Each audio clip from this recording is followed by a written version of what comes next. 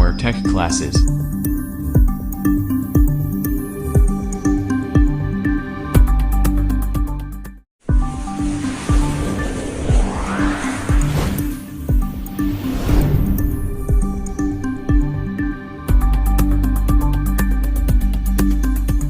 बच्चों आज हम पॉलिनोमियल के ये बहुपद से रिलेटेड मतलब ये कि कुछ इसके टर्मिनोलॉजी के बारे में हम डिस्कस करेंगे। ठीक है, तो सबसे पहला जो इसका पार्ट्स होता है मतलब ये इसका जो टर्मिनोलॉजी है, मैंने रियल नंबर के बारे में बता चुका हूँ, इमेजिनरी नंबर के बारे में बता चुका हूँ और संयुक्त नंबर कॉम्प्लेक्स नंबर के बारे में सब कुछ डिटेल बता चुका हूँ। वेरिएबल नंबर क्या होता है, कांस्टेंट नंबर क्या होता है, ये सारे हमने डिस्कस कर चुके हैं। अब हम देखेंगे कि टर्म जो है वो किन किन चीजों से मिलकर बना होगा, क्योंकि टर्म को कैसे आइडेंटिफाई करेंगे, टर्म को आइडेंटिफाई करने का तरीका क्या क्या तरीका हो सकता है, कौन कौन से वे में हम इसको आइडेंटिफाई करेंगे या उसको कैसे जानेंगे। ठीक है, तो हम देखते हैं कि टर्म होता क्या है। ये जो हमारा जो टर्म है, ठीक है, ये जो टर्म है वो किन किन चीजों से मिलकर बना होता है। ठीक है, तो ये जो टर्म है इसको हिंदी में क्या बोलेंगे हम, पद। ठीक है, या इसको क्या बोलेंगे, भाग भी बोलेंगे। क्या बोलेंगे हम, भाग। ठीक है, यहां पे हिंदी में पद भी बोला जाएगा और भाग भी बोला जाएगा। और ये जो टर्म है या पद है या भाग है ये किन किन चीजों से मिलकर बना होगा। ठीक है, तो ये चीज हम जानने की कोशिश करेंगे। तो जो टर्म है, टर्म को मेनली दो पार्ट में हम क्या करेंगे, डिवाइड करेंगे। कितने भाग में, दो भागों से, मतलब ये कि टर्म जो है वो मेनली दो चीजों से मिलकर बना होगा यहाँ पे। ठीक है, वो कौन कौन से कॉन्सेप्ट है जिनसे मिलकर बना होता है, तो ये दो चीज से मिलकर जब बना होगा ये टर्म, ठीक है, तो और ये कैसे कौन से साइन के साथ कनेक्ट होगा ये चीज मैं आपको बता रहा हूं। तो इसमें जो पहला जो इसका पार्ट है, ठीक है, इसका जो पहला भाग है या पहला जो पार्ट है वो कौन सा पार्ट है, तो वो रियल नंबर का पार्ट होगा। कौन से नंबर का पार्ट होगा, वो रियल नंबर। अब रियल नंबर के बारे में मैं आपको बता चुका हूं कि रियल नंबर कितने टाइप के होते हैं। ठीक है, रियल नंबर से बना होगा। किससे बना होगा ये टर्म जो है, टर्म का जो पहला जो सामने वाला जो भाग दिखाई देता है वो किसका होता है, तो वो रियल नंबर का होता है भाग। किसका होता है पार्ट, रियल नंबर का पार्ट होता है। ठीक है, और जो सेकेंड जो पार्ट होता है वो कौन सा पार्ट होता है, तो वो वेरिएबल नंबर का पार्ट होता है।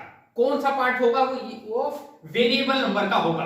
ठीक है, तो ये है आपका वेरिएबल नंबर, वेरिएबल नंबर का ये पार्ट होगा। ठीक है, तो कुल मिलाकर जो टर्म का जो निर्माण होता है वो कौन कौन किन किन चीजों से होता है, तो रियल नंबर का पार्ट। ठीक है, ये कौन सा पार्ट है, ये रियल नंबर का पार्ट है। ठीक है, और ये जो है इस साइड वाला जो हिस्सा दिख रहा है ये राइट हैंड साइड में दिख रहा है और ये लेफ्ट हैंड साइड में। ठीक है, तो मैं मेरे जो राइट हैंड साइड में जो वेरिएबल नंबर का जो पार्ट होगा, ठीक है, ये वेरिएबल नंबर के जो पार्ट है इसको कैसे पहचानेंगे। ठीक है, तो इन दोनों पार्टों को जब हम एक मल्टीपल साइन, ये कौन सा साइन है, ये मल्टीपल साइन होता है। कौन सा साइन होता है, ये एक मल्टीपल साइन के साथ क्या होता है, कनेक्ट होता है।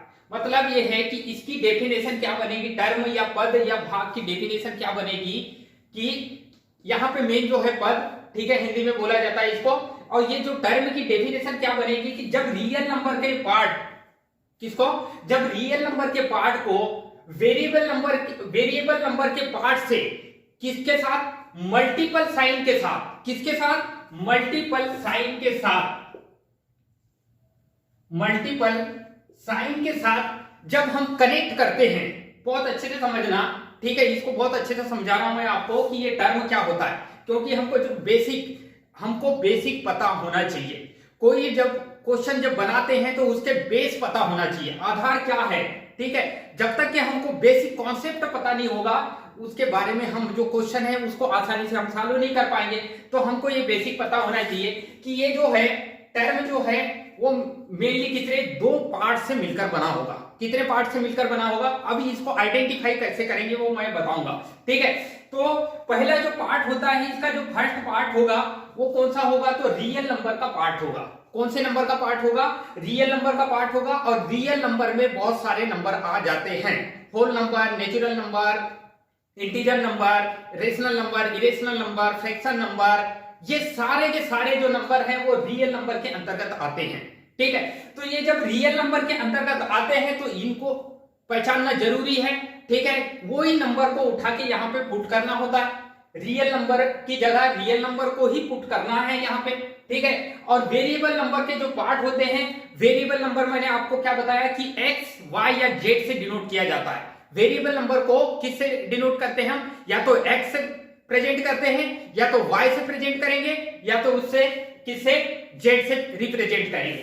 तो जब वेरिएबल नंबर का जो पार्ट होता है और ये रियल नंबर का पार्ट, ये आपस में कि कैसे कनेक्ट होते हैं, तो मल्टीपल साइन के साथ कनेक्ट होते हैं। मल्टीपल साइन का मतलब होता है गुणा वाले चिन्ह।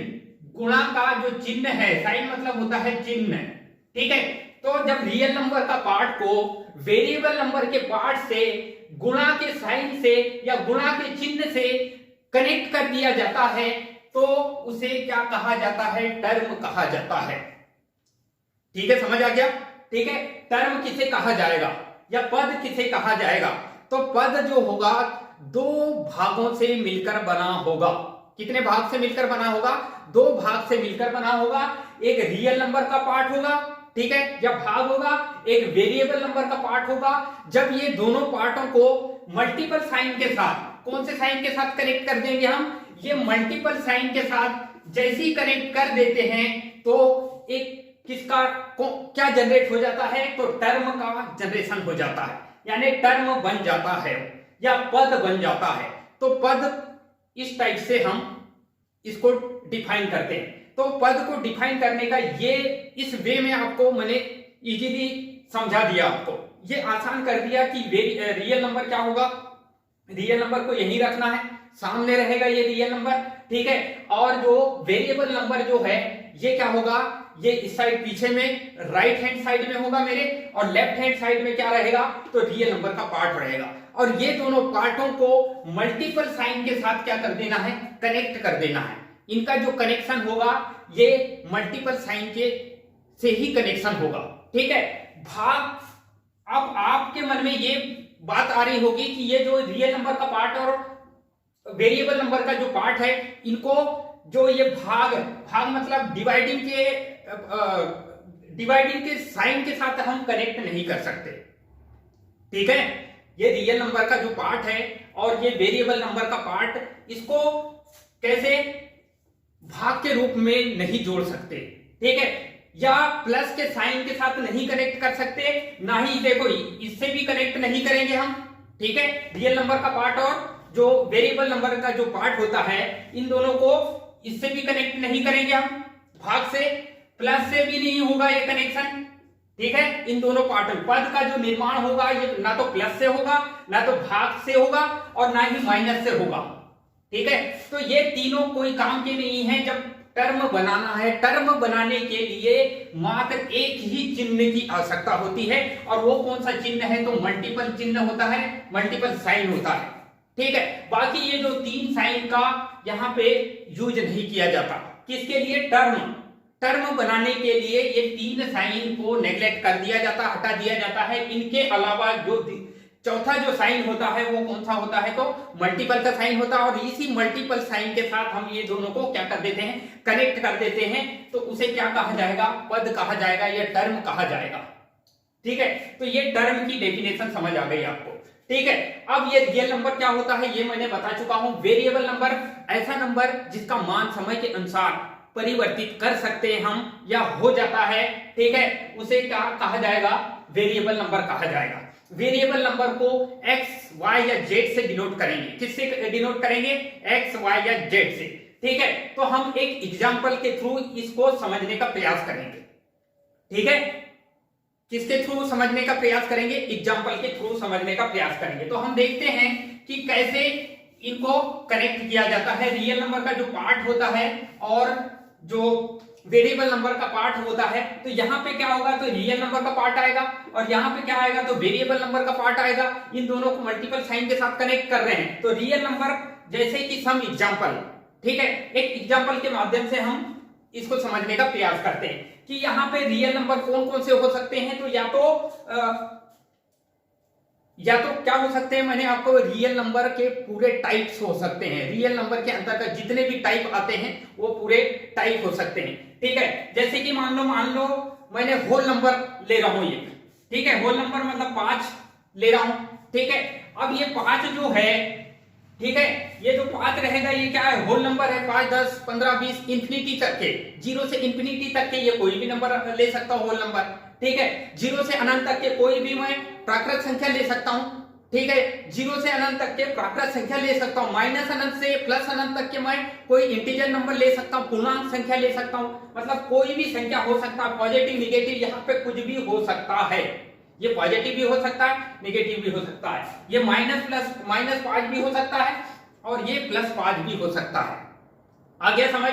ठीक है, और ये जब +5 ये रियल नंबर का पार्ट हो गया। ठीक है, और यहां पे कौन सा पार्ट रखना है, यहां पे वेरिएबल नंबर का पार्ट रखना है। और वो वेरिएबल नंबर कौन सा होगा, तो मैं x रख सकता हूं। ठीक है, ये जो है x रख सकता हूं। तो 5 का गुणा x से मल्टीप्लाई करेंगे तो ये बन जाएगा क्या, = 5x। क्या बन जाएगा ये, 5x। और ये जो 5x है ये क्या है, टर्म है। 5x क्या है, ये टर्म होता है। आ गया समझ? अब ये टर्म के बारे में तो हमको पूरा समझ आ गया कि टर्म क्या होता है। तो रियल नंबर का पार्ट और वेरिएबल का नंबर का पार्ट, इनके बीच में आपस में मल्टीपल साइन होता है और ये दोनों मल्टीपल साइन के साथ कनेक्ट होते हैं। तो ये 5x हो गया। अब मुझे और एक सम एग्जांपल ले रहे हैं कि -10 ले रहे हैं, ये रियल नंबर होगा। ठीक है, ये -10 क्या है, ये रियल नंबर, और ये -10 जो इंटीजर, निगेटिव इंटीजर नंबर के अंतर्गत आएगा। कौन से अंतर्गत आएगा, ये निगेटिव इंटीजर नंबर के अंतर्गत आएगा। और इसको ये -10 है पूरे के पूरा, ठीक है, एक मल्टीपल साइन के साथ x का स्क्वायर के साथ कनेक्ट कर दूंगा मैं। ठीक है, x के स्क्वायर के साथ कनेक्ट कर दूंगा तो मुझे क्या मिल जाएगा, 10x = क्या मिल जाएगा, 10x - 10x स्क्वायर। ठीक है, ये पूरा का पूरा क्या होगा, ये पूरा पद होगा। पद मतलब टर्म होगा। इसको, इस पूरे को क्या बोलेंगे हम, टर्म कहा जाएगा। यहां पे भी इसको क्या बोला जाएगा, टर्म कहा जाएगा। आ गया समझ? ठीक है, अब मैं बात करूंगा कि यहां जो टर्म होंगे, ये जो टर्म बना है, तो यहां पे जो रियल नंबर है, रियल नंबर कितने भी हो सकते हैं। इसके आगे और -1 भी हो सकता है। इसके यहाँ पे जब इनका पूरा एक कॉम्बिनेशन फॉर्म होता है, ये जब ये मल्टीपल होंगे तो ये एक कांस्टेंट मान ही बनेगा इसका। ठीक है, एक नियत मान ही बनेगा इसका, रियल नंबर का जो पार्ट होता है। ठीक है, और जो इस साइड में x × x करेंगे तो क्या होगा, x² हो जाएगा। ठीक है, यहाँ पे तो ये क्या होगा, ये जो मेन है, देखो इससे ही डायरेक्ट मल्टीप्लाई करेंगे। मतलब ये है कि आपका जो वेरिएबल है, वेरिएबल नंबर से ही मल्टीप्लाई करना है और रियल नंबर को रियल नंबर से ही मल्टीप्लाई करना है। अब ये दोनों को मल्टीप्लाई, यहां कितने भी नंबर लिख सकते हो, यहाँ पे y लिख सकते हो, यहाँ पे z लिख सकते हो, कुछ भी लिख सकते हो इस साइड में। ठीक है, जो वेरिएबल नंबर के पार्ट के साइड में ये कुछ भी लिख सकते हो। तो ये ऐसा नहीं कि ये समझो कि यहां से इतना एक टर्म हो गया, यहां से इतना ये दूसरा टर्म हो गया, यहां से इतना तीसरा टर्म, ऐसा हो नहीं सकता कभी। ठीक है, टर्म मतलब क्या होता है कि अगर मान लो यहाँ पे -1 और -1 का 5 से मल्टीप्लाई करेंगे तो -5 होगा। क्या होगा, -5, और ये बीच में मल्टीपल साइन है। ठीक है, और यहाँ पे x × x करेंगे तो x² हो जाएगा। क्या होगा, x का स्क्वायर हो जाएगा। और ये क्या होगा, y, और ये क्या हो जाएगा, z। ये पूरा जो मिलके एक टर्म का निर्माण करेगा। आगे समझ? अलग अलग टर्म हो नहीं सकते, ये दोनों मिला के, मात्र दो चीज मिला के टर्म नहीं होता। हमको कंडीशंस पहचानना है कि टर्म बनाने के लिए एक वेरिएबल चाहिए और एक रियल नंबर चाहिए। तो यहाँ पे ये पूरा का पूरा क्या है, ये रियल नंबर का पार्ट है। ये किसका पार्ट है, ये रियल नंबर का पार्ट होगा। और ये जो पूरा होगा x² y z, ये क्या होगा, वेरिएबल नंबर का पार्ट होगा। तो यहाँ पे कितने, इस साइड में कितने भी वेरिएबल नंबर को मल्टीप्लाई करोगे तो वो अलग अलग टर्म का निर्माण नहीं करेंगे। ये मल्टीपल साइन, जो जहां पे भी मल्टीपल साइन होता है एक ही टर्म का होता है। ठीक है, यहाँ पे x y z, x into y into z, फिर अगेन ये अनंत तक के आप कितना भी लेके जाओ इस साइड में मल्टीपल साइन के साथ, ठीक है। और ये यहाँ पे रियल नंबर के पार्ट को आप इस साइड में कितना भी लेके जाओ, ठीक है, पूरे भाग को टर्म ही कहा जाएगा, कोई अलग अलग टर्म नहीं बनाएंगे वो, ठीक है। तो रियल नंबर और एक रियल नंबर होगा और एक क्या होगा, वेरिएबल नंबर होगा, दोनों को आपस में कनेक्ट करेंगे तो क्या बनेगा, हमारा टर्म बनेगा, ठीक है। तो आई होप कि आपको ये टर्म के बारे में समझ आया हो, ठीक है। तो हमने ये टर्म के बारे में इसके बारे में हमने पूरी जानकारी कलेक्ट कर ली है कि क्या क्या होता है, कैसे कैसे इसको आइडेंटिफाई करते हैं। इसको पहचानने का तरीका ये होगा कि जो रियल नंबर का पार्ट होगा वो उसमें पूरे रियल नंबर होंगे। अब आप बोलोगे कि ये real number √2 into x square, ये है रियल नंबर का पार्ट, ये इरेशनल नंबर है, रियल नंबर के अंदर ही आता है। ये इरेशनल नंबर किसके अंतर्गत आता है, रियल नंबर के। अब आप बोलोगे कि 0 इंटू एक्स स्क्वायर, ये रियल है, रियल नंबर है, ये 0 भी एक रियल नंबर के अंतर्गत आएगा, ठीक है। और एक्स स्क्वायर तो ये वेरिएबल नंबर है, जब 0 का एक्स स्क्वायर से मल्टीप्लाई करेंगे तो टोटल वैल्यू बाद में जितनी भी आए उससे कोई लेना देना नहीं है, लेकिन हमको ये चीज समझना है कि टर्म क्या होता है, ठीक है, टर्म को कैसे आइडेंटिफाई करेंगे, ठीक है। तो टर्म जो होगा, एक साइड में रियल नंबर का पार्ट होगा और दूसरे साइड में वेरिएबल नंबर का पार्ट होगा, और उन दोनों के बीच में जो साइन होगा वो कौन सा साइन होगा, तो मल्टीपल साइन से कनेक्ट होंगे। कौन से साइन से कनेक्ट होंगे, ये मल्टीपल साइन से कनेक्ट कर दिया जाएगा तो टर्म का निर्माण हो जाएगा, ठीक है। तो आई होप कि ये चीज आपको समझ आया हो। अब उसके बाद नेक्स्ट पॉइंट देखते हैं हम टर्म के बारे में। तो ये इतनी जानकारी हमको मिल चुकी है, ठीक है। अब हम देखते हैं यहाँ पे कोफिशिएंट ऑफ टर्म, ठीक है। मतलब इसका मतलब क्या है, इसकी मीनिंग देखते हैं हम कि इससे क्या क्या सामने निकल के आता है, ठीक है। तो हमारा जो दूसरा पॉइंट है यहाँ पे, ये क्या होगा, coefficient of term, coefficient of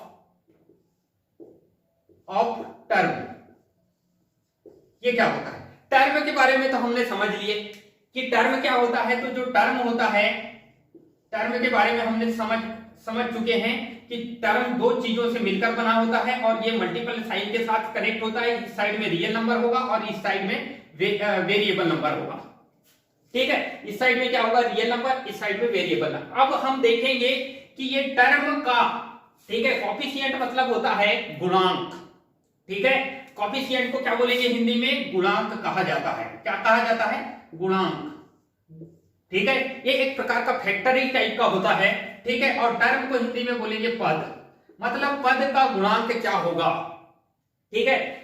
अगर कभी क्वेश्चन ये आ जाता है कि एक साधारण क्वेश्चन दे देता है और वो साधारण क्वेश्चन में ये पूछा जाता है कि इस टर्म का या इस पद का गुणांक क्या है, तो हमको मेन पता होना चाहिए, इस कोफिशिएंट के बारे में पता होना चाहिए, ठीक है। किसके बारे में पता होना चाहिए, कोफिशिएंट के बारे में पता होना चाहिए। कि गुणांक के बारे में जब तक हमको पता नहीं होगा हम कैसे आइडेंटिफाई करेंगे। तो गुणांक मतलब क्या होता है और ये क्या कैसे वर्क करता है, ये सारी चीज बता रहा हूं मैं आपको, ठीक है। टर्म के बारे में हमको पता है, रियल नंबर और एक वेरिएबल नंबर से कनेक्ट होगा, ठीक है। तो एक एग्जांपल लिखते हैं कि यहां पे -5x², ठीक है। ये पूरा क्या है, टर्म है, ठीक है। इस टर्म में मुझे इतना तो समझ आ रहा है कि यहाँ पे -5 है, वो रियल नंबर का पार्ट है, ठीक है। और यहाँ पे बीच में कोई साइन नहीं है, मतलब ये है कि मल्टीपल साइन है, ठीक है। बीच में अगर मान लो इस टाइप का कुछ कोई साइन नहीं दिखता, ठीक है, दो अंकों के बीच कोई साइन नहीं दिख रहा है, मतलब यहाँ पे मल्टीपल साइन है, ठीक है। अब यहाँ पे ये मल्टीपल साइन है और इस साइड का जो है ये क्या है, वेरिएबल का पार्ट है। रियल नंबर का पार्ट और वेरिएबल का नंबर का पार्ट, ये दोनों आपस में मल्टीपल साइन के साथ ये तो कनेक्ट है। मुझे इतना तो पता चल गया कि ये वाले जो क्वेश्चन में टर्म के बारे में इतनी जानकारी मुझे पता तो चल गई। अब मुझे क्या करना है कि कोफिशिएंट ऑफ टर्म, इस टर्म का गुणांक क्या होता है, ठीक है। इसकी डेफिनेशन हम समझेंगे कि किसी भी टर्म में जो रियल नंबर का पार्ट होता है, कौन से नंबर का पार्ट, ये वाला जो रियल नंबर का पार्ट होता है, ये रियल नंबर,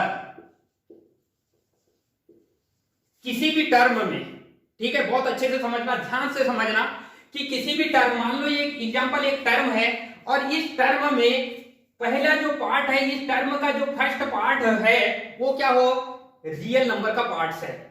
अब ये रियल नंबर किसी भी टर्म में रियल नंबर का जो पार्ट होता है वो अपने साइन के साथ कनेक्ट होता है। इसके पहले मैंने ये नहीं बताया था कि वो साइन के साथ कनेक्ट हो या टर्म में कोई दिक्कत नहीं है, लेकिन कोएफिशिएंट ऑफ टर्म में हमको ये पता करना होगा कि जो रियल नंबर का पार्ट है वो किस साइन के साथ कनेक्ट है।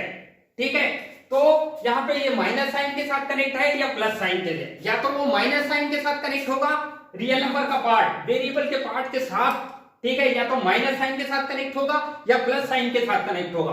तो इसकी डेफिनेशन, कोएफिशिएंट ऑफ टर्म की डेफिनेशन क्या बनेगी कि किसी भी टर्म में जो रियल नंबर का पार्ट होता है वो अपने साइन के साथ कनेक्ट होता है। किसके साथ कनेक्ट होता है, साइन के साथ कनेक्ट होता है, तो उसे कोएफिशिएंट ऑफ टर्म कहा जाता है।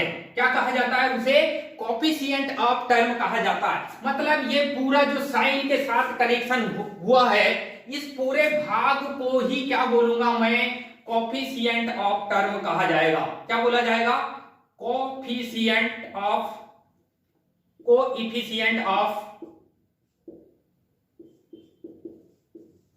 टर्म कहा जाएगा।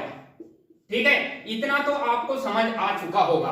ठीक है, तो किसी भी टर्म में, ये पूरा टर्म है और उसका एग्जांपल है, यहाँ पे रियल नंबर का भाग है और ये आपका जो वेरिएबल नंबर का भाग है, तो हमारा जो कोएफिशिएंट ऑफ टर्म की डेफिनेशन क्या बनेगी, या गुणांक, टर्म का गुणांक की डेफिनेशन ये बनेगी कि किसी भी टर्म में, ये पूरे टर्म में जो रियल नंबर का पार्ट होता है, ये कौन सा पार्ट है, ये रियल नंबर का पार्ट है, और ये अपने साइन के साथ, किसके साथ, अपने साइन या चिन्ह के साथ, या तो वो पॉजिटिव साइन के साथ हो या तो वो निगेटिव साइन के साथ जब कनेक्ट होता है तो उसे क्या कहा जाएगा, उस पूरे भाग को क्या कहा जाएगा, कोएफिशिएंट ऑफ टर्म कहा जाएगा। मतलब यह है कि इस टर्म का कोएफिशिएंट क्या है। ठीक है, तो इस टर्म का कोएफिशिएंट -5 है। क्या है ये, और एक एग्जांपल देते हैं, √2 x³। अब इस टर्म का कोएफिशिएंट क्या होगा, तो ये ही होगा जो रियल नंबर का भाग है, और ये जो है कौन से साइन के साथ कनेक्ट है, वहां साइन नहीं दिख रहा है, मतलब पॉजिटिव साइन है, और इसी को, इस पूरे भाग को, यहाँ पूरा भाग जो है ये पॉजिटिव साइन के साथ कनेक्ट है, और इस पूरे भाग को क्या बोला जाएगा, कोएफिशिएंट ऑफ टर्म बोला जाएगा। ठीक है, कोएफिशिएंट ऑफ टर्म कहा जाएगा इसको। ठीक है, तो ये वाला जो ये आपको पद दिख रहा है, इस पद का गुणांक क्या है, तो इस पद का, ये पूरे पद का गुणांक जो है वो +2। ठीक है, क्या है इसका, +√2 है। ठीक है, प्लस साइन नहीं दिख रहा है, मतलब ये अलग से लिख दे रहा हूं, यहां दिखाई नहीं दे रहा है, मतलब समझ जाना कि यहाँ पे क्या है, प्लस साइन है। ठीक है, तो ये पूरा जो ये प्लस साइन के साथ कनेक्ट है, तो हमको चिन्ह के साथ निकाल के रख देना है। ठीक है, इसको पूरा चिन्ह के साथ ऐसा पकड़ के अलग कर दूंगा तो वही क्या होगा, कोएफिशिएंट ऑफ टर्म कहा जाएगा उसे। ठीक है, और एक एग्जांपल देखते हैं कि -19x³। ठीक है, तो इस टर्म का, ये पूरा का पूरा क्या है, टर्म, ये रियल नंबर का पार्ट है, ये वेरिएबल नंबर का पार्ट है, ये दोनों मिलके क्या बनाए, टर्म का निर्माण कर रहे हैं, और इस टर्म का कोएफिशिएंट क्या है, तो ये पूरे टर्म का कोएफिशिएंट -96 है। ये क्या है, -96, ये पूरा टर्म का कोएफिशिएंट है, या टर्म का गुणांक -90, पूरे चिन्ह के साथ उठा के निकाल के लाना है। ठीक है, किसके साथ लाना है, ये पूरा चिन्ह के साथ ही रियल नंबर के पार्ट को उठा के लाके रख देंगे, तो उसे क्या बोला जाएगा, कोएफिशिएंट ऑफ टर्म कहा जाएगा। आई होप कि आपको ये समझ आया हो। ठीक है, टर्म के बारे में पता चल गया, कोएफिशिएंट ऑफ टर्म के बारे में पता चल गया। ठीक है, अब हम देखेंगे कांस्टेंट टर्म क्या होता है। ठीक है, तीसरा जो नंबर है यहाँ पे, ठीक है, हमारे जो मेन टर्मिनोलॉजी का ये तीसरा जो फैक्ट है, ठीक है, वो कौन सा है, coefficient of term, sorry, constant term. ठीक है, ये दोनों के बारे में हमको समझ आ गया। ठीक है, टर्म रियल नंबर और वेरिएबल नंबर दोनों से मिलकर बना होगा। कोएफिशिएंट ऑफ टर्म मतलब ये है कि जो रियल नंबर का जो पार्ट होता है किसी भी टर्म में रियल नंबर का पार्ट होता है वो अपने साइन के साथ कनेक्ट होता है डायरेक्टली। किसके साथ कनेक्ट होता है? अपने साइन के साथ कनेक्ट होता है, उसे ही क्या बोला जाएगा? कोएफिशिएंट ऑफ टर्म कहा जाएगा। ठीक है, तो आई होप कि आपको ये चीज समझ आया हो। अब नेक्स्ट देखते हैं हम इसका जो नेक्स्ट पॉइंट है, सबसे इंपॉर्टेंट जो पॉइंट है यहाँ का, ये कांस्टेंट टर्म। ठीक है, हम तीसरा जो पॉइंट है इसके बारे में डिस्कस करेंगे। ये दो पॉइंट के बारे में आपको इतना तो समझ आ गया होगा। ठीक है, अब तीसरे पॉइंट के बारे में हम देखते हैं कि कांस्टेंट टर्म क्या होता है। कांस्टेंट टर्म, ठीक है, हिंदी में क्या बोलेंगे? नियत पद। ठीक है, नियत या स्थिर पद क्या है? ठीक है, तो कांस्टेंट टर्म, अब कांस्टेंट की मीनिंग मैंने आपको बता चुका था कि कांस्टेंट मतलब होता है या तो स्थिर होगा, अपरिवर्तित होगा, जिसका मान कभी चेंज नहीं होता। कांस्टेंट मतलब क्या होता है? टर्म के बारे में तो मुझे पता हो गया कि किस किस चीजों से मिलकर बना है। ठीक है, लेकिन यहाँ कांस्टेंट के बारे में मैंने पहले बता चुका हूं। ठीक है, कांस्टेंट जो होता है जिसका मान कभी भी हम चेंज नहीं कर सकते। ठीक है, जिसका मान कभी चेंज नहीं कर सकते, हमें उसे क्या बोलेंगे? कांस्टेंट कहा जाएगा। ठीक है, अब ये चीज हम एक एग्जांपल के माध्यम से समझेंगे। किसके माध्यम से समझेंगे? एग्जांपल के माध्यम से समझेंगे कि कांस्टेंट जो होगा, कांस्टेंट टर्म क्या होगा। ठीक है, तो ये एग्जांपल के माध्यम से हम समझते हैं कि 5x का स्क्वायर प्लस 2x प्लस 3 या 7 लिख देता हूं, 7, ये मान लो कोई पॉलिनोमियल है। ये क्या है? ये पूरा का पूरा क्या है? पॉलिनोमियल। क्या है ये? पॉलिनोमियल। और इस पॉलिनोमियल में कितने टर्म दिखाई दे रहे हैं? तो ये एक टर्म है, ठीक है, ये एक पद है, ये भी क्या है? एक पद है। ठीक है, ये पूरा क्या है? पद है। ये वाला पूरा क्या है? पद है। और ये वाला भी क्या है? पूरा पद है। ठीक है, पद मतलब टर्म। ये भी एक टर्म है, ये भी एक टर्म है, ये भी एक टर्म है। बहुत सारे, मैंने पॉलिनोमियल के बारे में बता चुका हूं कि बहुत सारे जो पद हैं, जब आपस में बहुत सारे पदों को आपस में जब कनेक्ट कर दिया जाता है तो उसे क्या बोला जाता है? पॉलिनोमियल कहा जाता है। तो यहाँ पे बहुत सारे 3 पद हैं। कितने पद हैं यहाँ पे? 1 2 3 पद हैं, और तीनों पदों को मैंने पॉजिटिव साइन के साथ कनेक्ट कर दिया, या निगेटिव साइन के भी साथ कनेक्ट हो सकते हैं। पॉजिटिव या निगेटिव साइन के साथ कनेक्ट हो सकते हैं, कोई भी साइन के साथ कनेक्ट कर सकते हैं। ठीक है, लेकिन ये पॉजिटिव और निगेटिव टर्मों को, अलग अलग टर्मों को या तो पॉजिटिव साइन के साथ कनेक्ट करना है या तो निगेटिव साइन के। लेकिन एक टर्म में वेरिएबल और रियल नंबर मल्टीपल साइन के साथ कनेक्ट होना चाहिए, ये चीज याद रखना है आपको। ठीक है, यहाँ पे ये दोनों, ये देखो, ये रियल नंबर का पार्ट, ये वेरिएबल नंबर का पार्ट। यहाँ पे ये रियल नंबर दिखाई दे रहा है, ठीक है, ये वेरिएबल नंबर दिखाई दे रहा है। ठीक है, लेकिन यहाँ पे मुझे एक चीज समझ आना मतलब ये कि एक चीज के बारे में एक बहुत ही इंपॉर्टेंट चीज है, वो क्या है? ये 7। अब ये 7 मुझे तो रियल नंबर का पार्ट दिखाई दे रहा है, ठीक है, लेकिन इसको भी मैं क्या बोल रहा हूं? पद बोल रहा हूं यहाँ पे। ठीक है, यहाँ पे मात्र 7 दिखाई दे रहा है और बाकी कुछ दिखाई नहीं दे रहा। और ये बाकी दिखाई नहीं दे रहा है, फिर भी इसको क्या बोल रहा हूं? मैं पद बोल रहा हूं, क्योंकि पद जो है वो 3 पद से मिलकर बना हुआ है। ये पूरा पॉलिनोमियल, ये क्या है? px। ये क्या है? px एक पॉलिनोमियल है। ये पूरा क्या है? पॉलिनोमियल। ठीक है, x वेरिएबल वाला ये पॉलिनोमियल है। ठीक है, ये पॉलिनोमियल x के वेरिएबल वाला पॉलिनोमियल है। यहाँ पे ये इस टाइप का कैसे लिखे? ये कोष्टक के अंदर x क्यों लिखा जाता है? क्योंकि यहाँ पे मेरे जो चर, ठीक है, इनको क्या बोलते हैं? चर राशि भी बोलते हैं। ठीक है, तो ये जो जितने भी वेरिएबल हैं, ये पूरे वेरिएबल जो हैं वो क्या हैं? x वाले वेरिएबल हैं। तो x वेरिएबल वाले जो उसका पॉलिनोमियल हम क्या कर रहे हैं? फाइंड आउट कर रहे हैं, उसे बोला जाता है px कहा जाता है। ठीक है, अगर यहाँ पे y वाले होंगे तो यहाँ पे py लिखूंगा। ठीक है, यदि यहाँ z के टर्म में होंगे तो यहाँ पे z लिखूंगा मैं।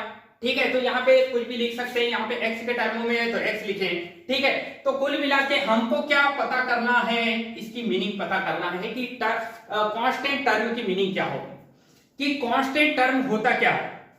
तो यहां पे जो है जिसमें कोई x नहीं दिखाई दे रहा है, ये पूरा का पूरा पॉलिनोमियल है, ठीक है। जहां पे हमको x चर राशि दिखाई नहीं दे रही है या वेरिएबल राशि नहीं दिखाई दे रही है, उसे कहा जाएगा कांस्टेंट टर्म कहा जाएगा।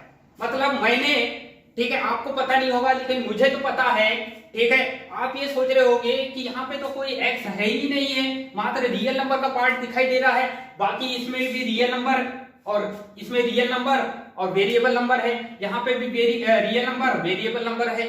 चलो ये तो पद है, ये दोनों तो पद हो सकते हैं, ये भी पद हो सकता है, ये भी पद हो सकता है, लेकिन ये पद कैसे हो सकता है ये चीज मैं आपको बता रहा हूं, ठीक है। तो ये साफ दिखाई दे रहा है, ये मात्र एक सिंगल नंबर दिखाई दे रहा है यहाँ पे, ठीक है। यहाँ पे ये जो 7 दिखाई दे रहा है ये क्या है, सिंगल नंबर है, और ये सिंगल नंबर को ही मैं क्या बोलूंगा, कांस्टेंट टर्म बोलूंगा। क्या बोलूंगा मैं, कांस्टेंट टर्म बोलूंगा। क्या बोलूंगा, कांस्टेंट टर्म बोलूंगा। ये इनको कांस्टेंट टर्म नहीं बोल सकता, मात्र इसको ही कांस्टेंट टर्म क्यों कहेंगे हम। देखो कांस्टेंट टर्म जो होता है ये मात्र एक सिंगल डिजिट होता है, इसमें मात्र कांस्टेंट टर्म एक ऐसा टर्म होता है जिसमें रियल नंबर ही दिखाई देता है और इमेजिनरी नंबर कभी दिखाई नहीं देता। मतलब कांस्टेंट टर्म वह टर्म होता है जिसमें वेरिएबल नंबर हिडन होता है, ठीक है। बहुत अच्छे से समझना कि कांस्टेंट टर्म वह टर्म होता है जिसमें वेरिएबल नंबर कैसा होता है, हिडन होता है या छुपा हुआ होता है, उसे कहा जाएगा कांस्टेंट टर्म कहा जाएगा, ठीक है। यहाँ पे छुपा हुआ है और वो एक वेरिएबल छुपा हुआ है यहाँ पे, ठीक है। मात्र रियल नंबर दिखाई दे रहा है, लेकिन यहाँ पे ये पूरा पद है, और पद जो है मैंने आपको बताया था कि पद किससे मिलकर बना होता है, तो रियल नंबर का पार्ट और वेरिएबल का पार्ट, लेकिन यहाँ पे वेरिएबल का पार्ट दिखाई नहीं दे रहा है। ये प्रूफ करके मैं आपको बताऊंगा कि कैसे यहाँ पे वेरिएबल भी है लेकिन हमको दिखाई नहीं दे रहा है, वो छुपा हुआ है, ठीक है। वो यहाँ पे क्या है, हिडन है, और छुपा हिडन मतलब होता है छुपा हुआ होना। तो यहाँ पे जो हिडन होता है किसी भी टर्म में, ठीक है, कोएफिशिएंट ऑफ टर्म की डेफिनेशन क्या है कि किसी भी टर्म में, ठीक है, ये कोई पॉलिनोमियल दिखाई दे रहा है, इस पॉलिनोमियल के किसी भी टर्म में, जिस टर्म में भी वेरिएबल नंबर का जो पार्ट होता है वो हिडन होता है या छुपा हुआ होता है, उसे ही कांस्टेंट टर्म कहा जाएगा। क्या कहा जाएगा, उसे ही कांस्टेंट टर्म कहा जाएगा। तो यहाँ पे मुझे इतना इसकी डेफिनेशन से ये पता चला कि इसमें वेरिएबल नंबर जो होता है वो छुपा हुआ है, मात्र रियल नंबर दिखाई दे रहा है, और इसी को मैं क्या बोल रहा हूं, कांस्टेंट टर्म बोल रहा हूं। इनको कांस्टेंट टर्म नहीं बोल सकता मैं, क्योंकि यहाँ पे मुझे तो दिखाई दे रहे हैं, यहाँ पे हिडन थोड़ी ना है, ये तो दिखाई दे रहा है 2x, एक पद है, यहाँ पे रियल नंबर भी दिखाई दे रहा है, वेरिएबल भी दिखाई दे रहा है, यहाँ पे रियल नंबर दिखाई दे रहा है, वेरिएबल भी नंबर दिखाई दे रहा है, लेकिन मुझे यहाँ पे वेरिएबल नहीं दिखाई दे रहा है, ठीक है। और जहां पे वेरिएबल नहीं दिखाई देता उसी नंबर को हम बोलते हैं कांस्टेंट टर्म कहा जाता है। क्या बोला जाएगा, उसी को कांस्टेंट टर्म बोला जाएगा। इसको कैसे, तो यहाँ पे ये जो 7 दिख रहा है, ये जो 7 में क्या छुपा हुआ है, तो रियल वेरिएबल नंबर का पार्ट छुपा हुआ है, और वो कौन सा पार्ट है, किससे कनेक्ट है, तो x0 वाला पार्ट है, ठीक है। इसको छुपा के रख दिया जाता है, लेकिन रियल में यहाँ पे होता है क्या, 7x0, ठीक है, 7 इंटू x पे 0 की पावर, ठीक है। यहाँ पे क्या होता है, 7 इंटू x पे 0 की पावर, ठीक है।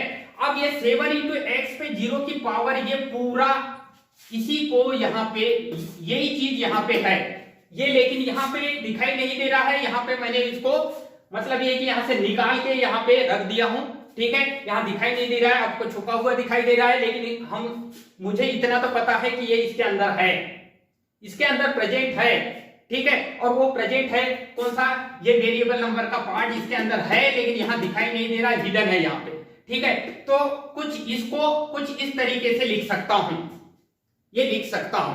क्यों लिख सकता हूं, इसलिए लिख सकता हूं क्योंकि जो रियल नंबर का ये जो पार्ट है उसमें x पे 0 की पावर का मल्टीपल साइन के साथ ये कनेक्ट है, और ये यहाँ पे पद बोलूंगा मैं, लेकिन यहाँ पे भी पद बोल रहा हूं, ठीक है, यहाँ छुपा हुआ है, लेकिन यहाँ पे मैं x0 लिख दिया हूं, तो ये तो अब आपको समझ आया होगा कि बोले ये पद बन गया, लेकिन ये कैसे पद बनेगा, ठीक है। तो ये इसी को मैं ये बना सकता हूं, वो कैसे बना सकता हूं, ठीक है, बहुत अच्छे से समझना है यहाँ पे कि क्योंकि हम जानते हैं कि x पे, ठीक है, x पे 0 की पावर होती है, x मतलब कोई भी नंबर ले सकते हो आप, 1 2 3 4 5, x के स्थान पर कोई भी नंबर ले सकते हो, और उस नंबर पर किसी भी नंबर पर, ठीक है, किसी भी नंबर पर 0 की पावर होती है, उसका मान क्या होता है, 1 के बराबर होता है। किसके बराबर होता है, 1 के बराबर होता है।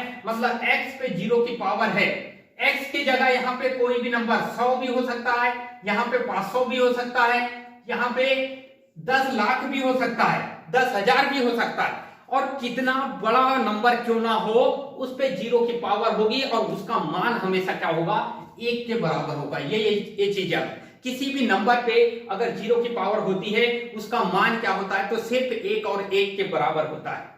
किसके बराबर होता है, 1 के बराबर होता है। तो कुल मिला के x पे, यहाँ पे जो x पे 0 बराबर क्या है, 1 के बराबर है। तो मैं मान के चल सकता हूं कि यहाँ पे 7 इंटू x पे जो 0 है वो किसके बराबर है, 1, इसलिए डायरेक्ट इसको क्या लिखा हूं, यहाँ पे 7। और ये आइडेंटिफाई करने का कांस्टेंट टर्म को इसी के आधार पर आइडेंटिफाई करेंगे।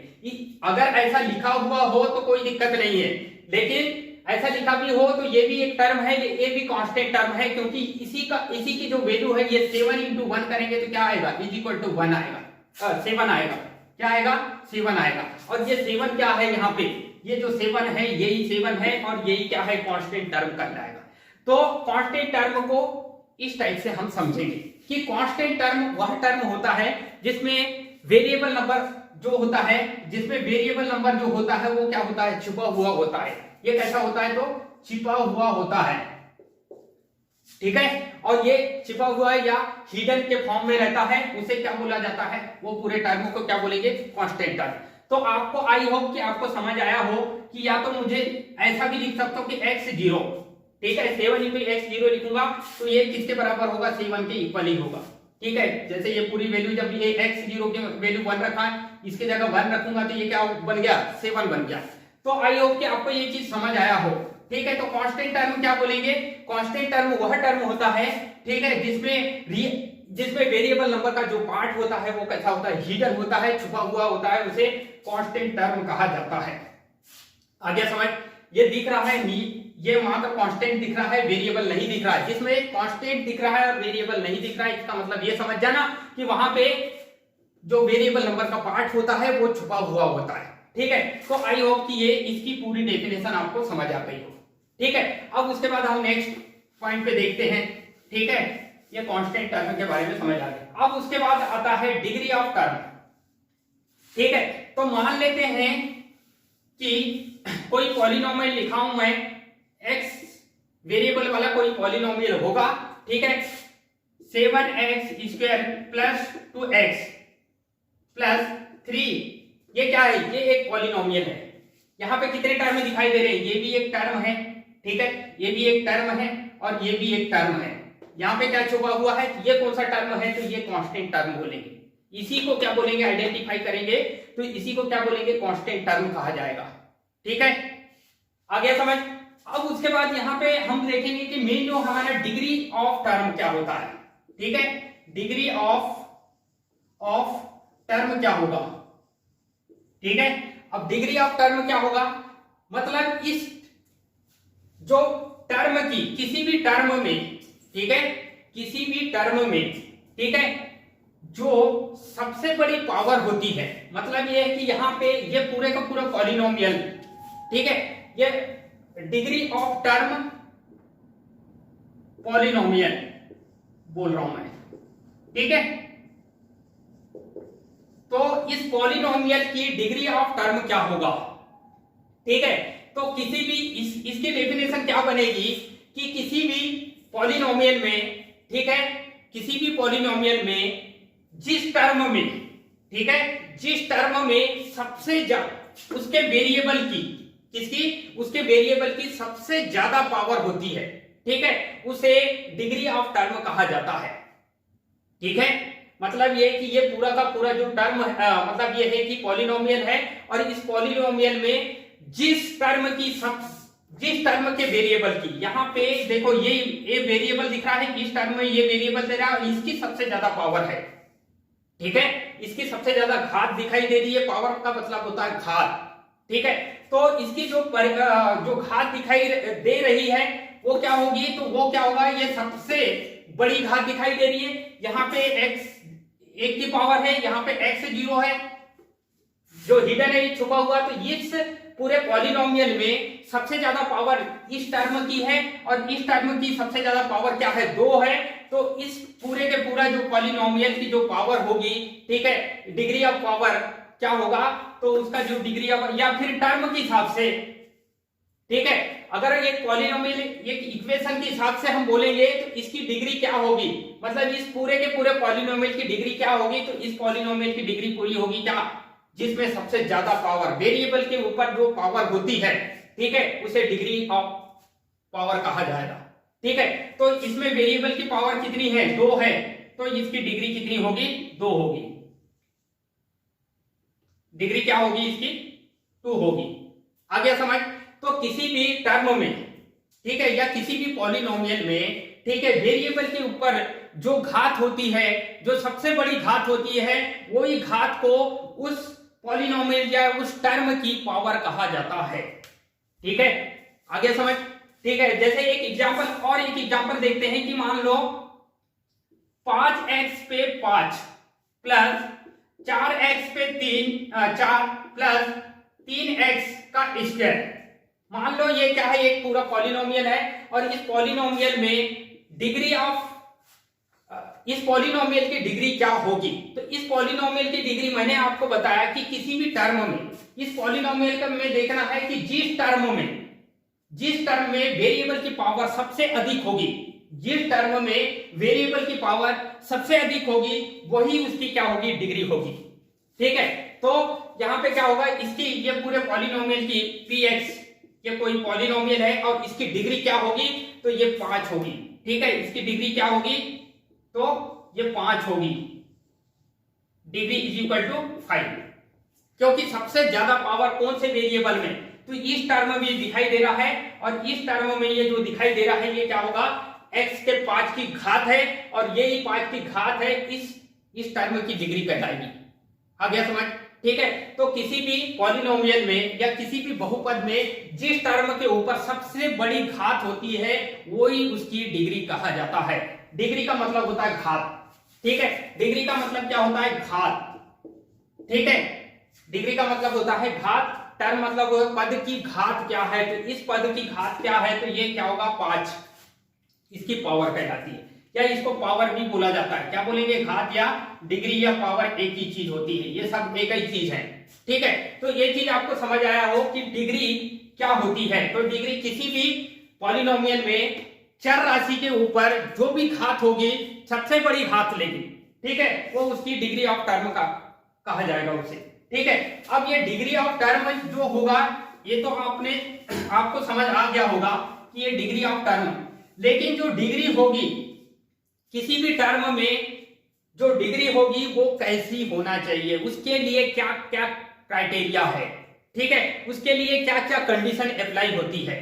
तो ये चीज याद रखना कि किसी भी टर्म में, मान लो 5x का क्यूब है, ये एक टर्म है, और इस टर्म में वेरिएबल के ऊपर जो पावर होती है वो उसकी क्या होती है, उस टर्म का उस पद की डिग्री कहलाती है। इस पद की डिग्री क्या है, इस पद की डिग्री क्या होगी, तो 3 होगी। क्या होगी, ये 3 है, और ये 3 क्या है, ये कोई नंबर है। अब ये कौन सा नंबर होगा, तो ये चीज याद रखना कि डिग्री ऑफ टर्म तो बोलेंगे हम, डिग्री ऑफ टर्म, इस टर्म की डिग्री कितनी है, 3 है, लेकिन इसमें एक कंडीशन होती है। ठीक है, और वो बहुत ही इंपॉर्टेंट कंडीशन होती है कि किसी भी टर्म में वेरिएबल के ऊपर जो पावर होती है, किसी भी टर्म में वेरिएबल के ऊपर पावर जो होती है, ये क्या है, पावर है। क्या है ये, वेरिएबल के ऊपर जो पावर होती है वो क्या होना चाहिए, नॉन निगेटिव इंटीजर होना चाहिए। ठीक है। ये जो पावर होगी ये कैसी होगी, तो नॉन निगेटिव इंटीजर होना चाहिए, निगेटिव इंटीजर होना चाहिए। आगे समझ, ठीक है। किसी भी टर्म के ऊपर, किसी भी टर्म में जो वेरिएबल के ऊपर जो घात होती है वो कैसी होना चाहिए, तो ये जो होना चाहिए वो नॉन निगेटिव इंटीजर होना चाहिए, ठीक है। वही उसकी क्या होगी, डिग्री ऑफ टर्म कहा जाएगा उसे, ठीक है। तो यदि ये इस कंडीशन को अगर मान लो फॉलो करता है तो ये सही है, ठीक है। तो यहां पे क्या होगा कि ये जो इंटीजर, नॉन निगेटिव इंटीजर क्या होता है, तो यहां पे निगेटिव नहीं हो सकती। मतलब ये कि किसी भी टर्म में जो वेरिएबल के ऊपर जो पावर होगी वो निगेटिव नहीं, निगेटिव को छोड़कर बाकी सब इंटीजर हो सकती है, ठीक है। तो हमको पता है कि कौन कौन से इंटीजर होते हैं, धनात्मक इंटीजर होते हैं, पॉजिटिव इंटीजर होता है, निगेटिव इंटीजर और शून्य होता है, ठीक है। तो या तो शून्य पावर हो सकती है या पॉजिटिव इंटीजर हो सकती है, लेकिन यहाँ पे निगेटिव, नॉन निगेटिव मतलब यह है कि निगेटिव नहीं होना, ठीक है। तो यहाँ पे कोई निगेटिव नहीं होना चाहिए, मतलब यह है कि 5x पे -2 नहीं होना चाहिए। ये पॉलिनोमियल ये बोलता है कि यहाँ पे जो हम जो पॉलिनोमियल जो इसके बारे में पढ़ेंगे, तो यहाँ पे जो पावर होगी, ठीक है, उसी का कैलकुलेशन, जिसका कैलकुलेशन करना है वो क्या होगा, नॉन निगेटिव होना चाहिए। क्या होना चाहिए, नॉन निगेटिव, मतलब ये कि निगेटिव नहीं होना चाहिए, बाकी सब होना चाहिए। मतलब धनात्मक संख्या कोई भी हो सकती है, मतलब धनात्मक पूर्णांक संख्या हो सकती है, 0 हो सकती है, या धनात्मक पूर्णांक संख्या हो सकती है, लेकिन ये ऋणात्मक नहीं हो सकती, ऋणात्मक नहीं हो सकती, ठीक है। तो आई होप कि आपको ये चीज समझ आया हो कि किसी भी टर्म में, ठीक है, वेरिएबल के ऊपर जो पावर कैसी रखा जाएगा, तो वो नॉन निगेटिव रखा जाएगा। कैसी रखा जाएगा, नॉन निगेटिव इंटीजर रखा जाएगा, ठीक है। पॉजिटिव इंटीजर होगी यहाँ पे और शून्य होगी। यहाँ पे कौन सी पावर होगी, ये जो पावर होगी वो कौन सी होगी, या तो पॉजिटिव इंटीजर पॉजिटिव होगी या तो 0 होगी, ठीक है, लेकिन निगेटिव नहीं होगी। यहाँ पे जो निगेटिव पावर नहीं रख सकते हम, ठीक है। तो ये चीज आपको ये चीज ध्यान रखना पड़ेगा आपको कि यहाँ पे निगेटिव पावर नहीं रख सकते हम, ठीक है। पावर कैसी रखेंगे, तो या तो पॉजिटिव इंटीजर रखोगे या तो 0 रखोगे, ठीक है। तो इसे क्या बोलेंगे हम, डिग्री ऑफ टर्म में एक कंडीशन होती है और वो कंडीशन को याद रखना जरूरी है, ठीक है। तो आई होप कि आपको ये पॉलिनोमियल के ये पूरे के पूरे जो मतलब ये है